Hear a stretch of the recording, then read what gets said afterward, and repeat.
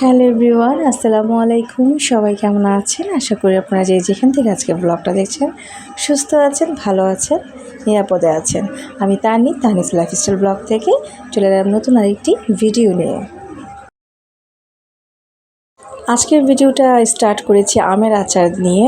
যেহেতু এখন আমের সিজন, আর কাঁচা আম পাকা আম দুইটাই কিন্তু অনেক বেশি খুব সুস্বাদু। তো আমি গত ভিডিওতে আমার একটা টক আচারের রেসিপি দিয়েছিলাম, সবাই আপনারা পছন্দ করেছিলেন।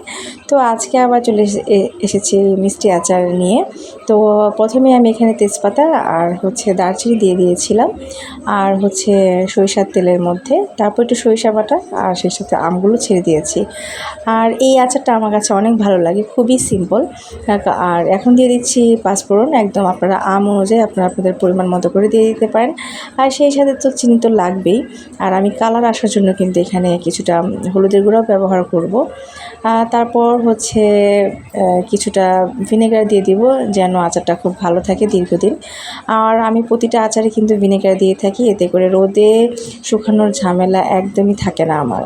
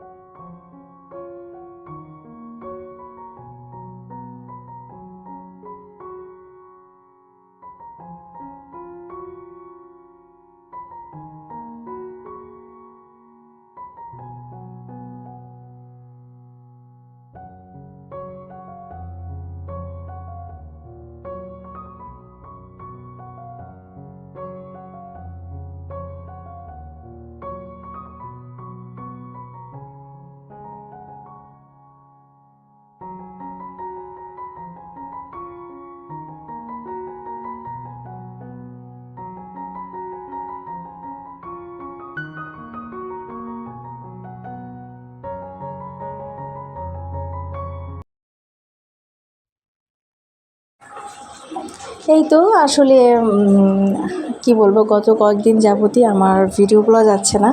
অনেকেই প্রশ্ন করেন, অনেকে কমেন্ট করে জানতে চাচ্ছেন যে রেগুলারভাবে কেন ভিডিও দিচ্ছি না। আসলে এত পরিমাণ পড়ার চাপ বেড়ে গেছে আমার মেয়ের, আর ওকে নেওয়া আনা পুরো দায়িত্বটাই আমার থাকে, সেই সাথে ওকে পড়ানো পুরো সংসারের একটা দায়িত্বটা, সেই সাথে আমার কিন্তু কোনো ধরনের হেল্পিং হ্যান্ড নেই এই মুহূর্তে। তো যার কারণে আমি একটু চাপের প্রেশারের মধ্যে আছি।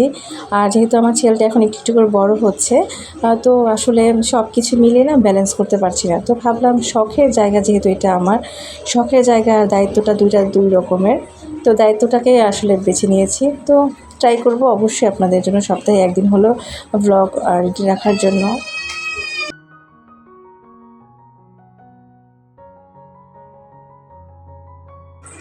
খুব শীঘ্রই ঢাকার বাইরে চলে যাব ঈদ করতে। তো আসলে যেহেতু বাসায় থাকবো না, বাসা ক্লিনের ব্যাপার আছে, বাসা গোছানোরও ব্যাপার আছে, আবার যেখানে যাব সেই জায়গার ব্যাগ লাগেজ কিন্তু আমাকেই গোছাতে হবে, কারণ ওর বাবা তো একদমই সময় পাবে না, আর এবার তো আরও সময় পাচ্ছে না। তো সব কিছু মিলিয়ে না আমি আসলে হযবরল হয়ে গিয়েছি। তবে ইনশাল্লাহ খুব তাড়াতাড়ি সব কিছু ঠিক করে ফেলবো।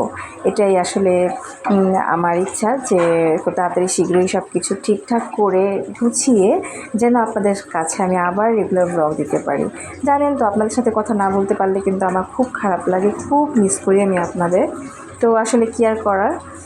আর আজকের ওয়েদার এত পরিমাণ কি বলবো, এত বৃষ্টি হচ্ছে, সকাল থেকে টানা বৃষ্টি হচ্ছে। সবচাইতে বড় কথা হচ্ছে কোনো ধরনের বজ্রপাত হয়নি, তবে বৃষ্টি হচ্ছে সারাদিন। আর এত পরিমাণ গরম ছিল কয়েকদিন বৃষ্টিতে, আজকে সত্যি আমার খুব ভালো লাগছে। মনে হচ্ছিল, যদিও আজকে আমার দুই বেলকনির প্রতিটা কাপড় ভিজে গিয়েছে, আমার ওয়াশ করা সব কাপড়। আর তো এগুলো আমাকে কষ্ট করে ওয়াশ করতে হয়েছে, আমি জানি এগুলো আমাকে আবার ওয়াশ করতে হবে যেগুলো ভিজে গিয়েছে। তো তারপরও আমার কাছে মনে হচ্ছে অনেক শান্তি লাগছে। এই কয়েকদিন এত পরিমাণ গরম ছিল যে মনে হচ্ছিল যে আমার দুই গাল বাহির থেকে আসলেই ফেটে যাবে। না, আমার ছেলের অবস্থা তো আরও খারাপ হয়ে যায়, আর ওকেও দেখা যায় আর 1 বছর বা 1.5-2 বছর পর ওকেও স্কুলে ভর্তি করায় দিব। তারপর তো আসলে আমি একদমই ফ্রি, তখন সময় আর সময় আমার।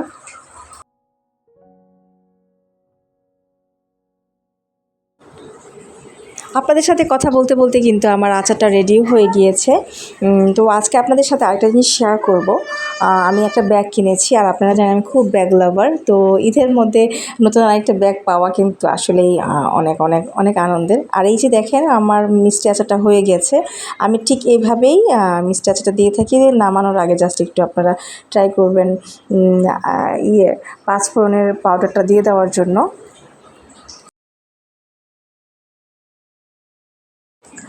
তো রোজার ঈদে আমি একটা ব্যাগ কিনেছিলাম। আপনারা সবাই আমাকে বলেছিলেন ব্যাগটা আপু খুব সুন্দর হয়েছে, কোথা থেকে কিনেছেন? তো আমি কিন্তু দেখিয়ে দিলাম আমি আমার আগের ব্যাগটাও কোথা থেকে কিনেছি। তো আমি এখন আরেকটা ব্যাগ কিনেছি, গান্দুর একটা ব্যাগ। মানে আমার কাছে মনে হয় যে এই ব্যাগগুলা বা এই পেজের ব্যাগগুলা এত ভালো, এটা কিন্তু কোনো প্রমোশনাল মানে এই না, ভিডিও না। তাদের আমি বলবো যে ফ্রি প্রমোশন হয়ে গেলে তাদের যদি আরও সেল হয় আলহামদুলিল্লাহ। আপুর পেজের প্রোডাক্টগুলো এত ভালো, আর আমার কাছে কিন্তু খুব ভালো লাগে। আর সবচেয়ে বড় কথা, আপনি একটা ব্যাগ কিনে খুব লং একটা টাইমের জন্য সার্ভিস পেয়ে যাবেন।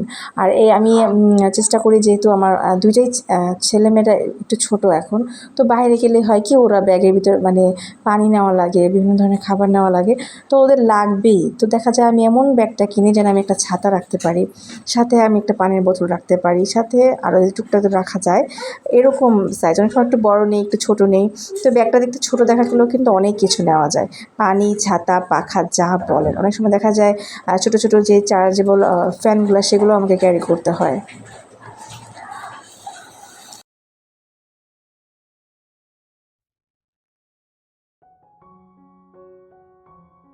কিছু ব্যাগ আছে না, বা কিছু জিনিস থাকে না যে একবার আপনি কোনো কিছু কিনলেন একদম লং টাইম পর্যন্ত সার্ভিস পাচ্ছেন, এইটা কিন্তু একদম সেই রকমের। আমার কাছে এই ধরনের জিনিস খুবই ভালো লাগে।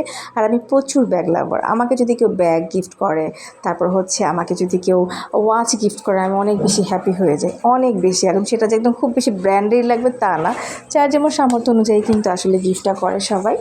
যাই হোক, আপনাদের কাছে কেমন লেগেছে অবশ্যই কিন্তু জানাবেন ব্যাগটা। আর এখানে হচ্ছে সামনে আপনি মানে বো করে রাখার জন্য এটা আপনি ব্যাগের হাতলেও এটা ইউজ করতে পারবেন। যাই হোক, আমার কাছে কিন্তু এই ব্যাগগুলো অনেক ভালো লাগে এবং ভালো লেগেছে বিধে আপনাদের সাথেও শেয়ার করেছি। আর আমরা যারা ব্লগ করি, আমাদের লাইফ স্টাইলে আমরা কী দেখাবো প্রতিদিন, দেখা যায় কিছু শপিং করলে আপনাদের সাথে শেয়ার করি, ভালো কিছু রান্না করে, ভালো হোক আর রেগুলার যেরকমই আইটেম হোক না কেন রান্না করে আপনাদের সাথে শেয়ার করি। তো আজকে ভাবলাম যে আমি আজকে শেয়ার করি, আমি যেহেতু আচার বানাচ্ছি সেটা শেয়ার করলাম, একটু ব্যাগ কিনেছি সেটা শেয়ার করলাম, ভালোও লাগে শেয়ার করতে, আর আপনারাও খুব ভালো রেসপন্স করেন। তো যাই হোক, এটা আমার কাছে নিপুণস গ্যালারির আসলে থ্যাংক ইউ আপু, আপনাকে এত ভালো সার্ভিস দেওয়ার জন্য। ব্যাগগুলো আমার কাছে খুব ভালো লাগে, খুব বেশি টেকসই। ব্যাগ একটা কিনলাম, 1 মাস 2 মাস ইউজ করার পরে আমি আসলে আর ইউজ করতে পারলাম না, ছিঁড়ে গেল, এটা কীরকম একটা ব্যাপার হয়ে যায় না? তবে তাদের ব্যাগগুলো আমার কাছে অনেক অনেক ভালো লাগে। আর এই যে ব্যাগটা আমি কিনেছি, এটা কিন্তু আমার হাজব্যান্ডের কাছ থেকে আমি একটা টিপস পেয়েছি।